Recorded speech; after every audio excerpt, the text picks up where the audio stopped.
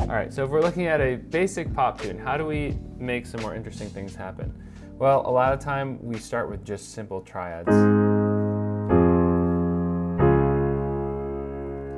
So let's look at this progression. A flat major, F minor, D flat major, E flat major. All right, really simple.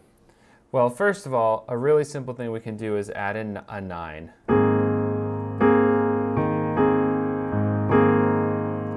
And then we can add in maybe an 11. Now notice I'm not going crazy here. We still want to be somewhat tasteful, but we're using some nice voicings. And actually, now that I think about it, in this first voicing, I'm really just adding a 2, because I'm getting rid of the 3. But we could keep the 3. I'm confused here for a second. So this is, yeah, I mean, you can call this an add 9 chord or an add 2. This is really common in pop. And then when we go to this F minor, we add the actually 11 in here, right? So I have the B flat, and then made this a D flat major 7. And then for the E flat, we could go sus.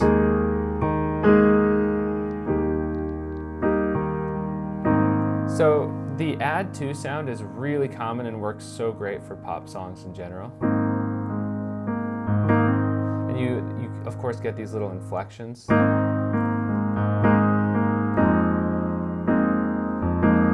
know, we have this kind of sus4 in the minor chord.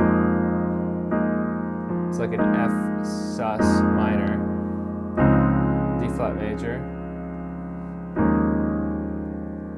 and then we have the E flat dominant sus.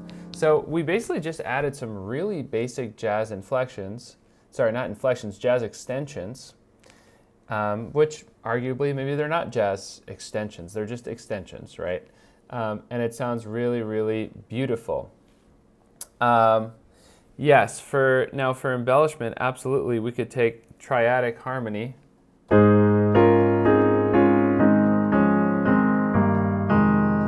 And suddenly we're diving into that gospel sound, and I'm taking A flat major triad and a B flat minor triad. And we're just literally doing like triad pairs here. So A flat, B flat, then first inversion, second inversion, and we're just taking those pairs and doing them one right after the other.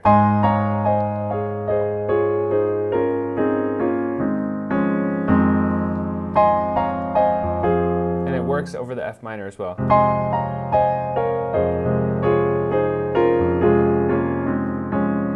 I didn't do that perfectly.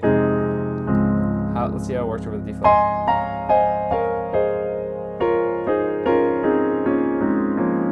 Still works great.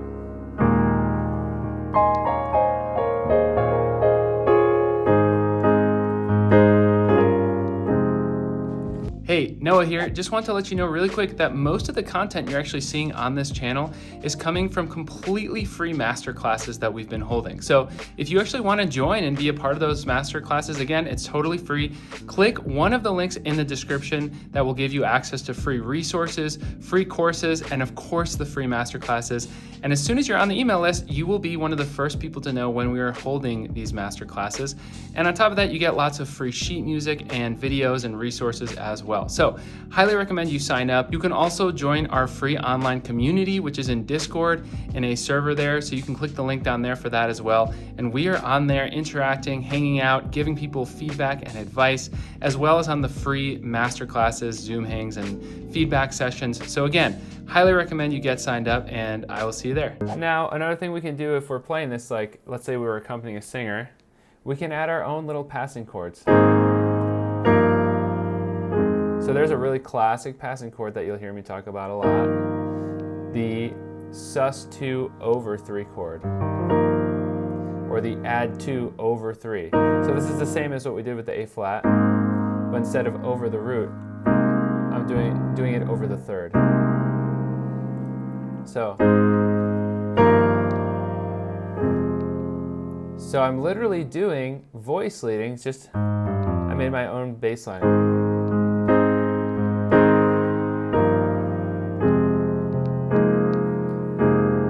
Now, what are some options we could do to get to the D flat? Well, if we use some basic passing chord principles, a really simple poppy option would just be keep it diatonic, E flat to D flat. But what if we did want to get a little bit more jazzy?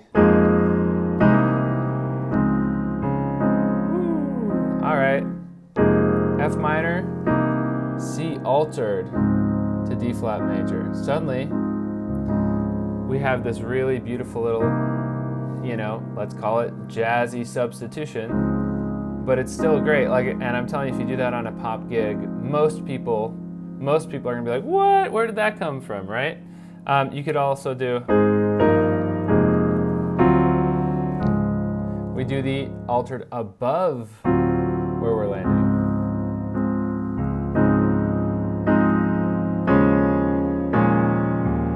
And then maybe to get back to the A flat, we actually do. I mean, if we do this too much, we're starting to do overkill, in my opinion, right? So you want to, I think when you're embellishing a pop song, you still want to keep it tasteful. You don't want to be suddenly putting every single substitution you possibly can at all times and every extension you can and throwing in sharp 11s into every chord, because that's going to be overkill. But I think the important thing is, especially if you're playing it with like a singer, let's say, you can throw things in here and there and they're really tasteful and tasty because they're unexpected, but you're always coming back to what is expected. So you don't want to go off the rails, because then you're never coming back to home and people are going to be confused and maybe even frustrated. But those are some really great little ways you can embellish that basic pop progression right there. So hopefully that's helpful.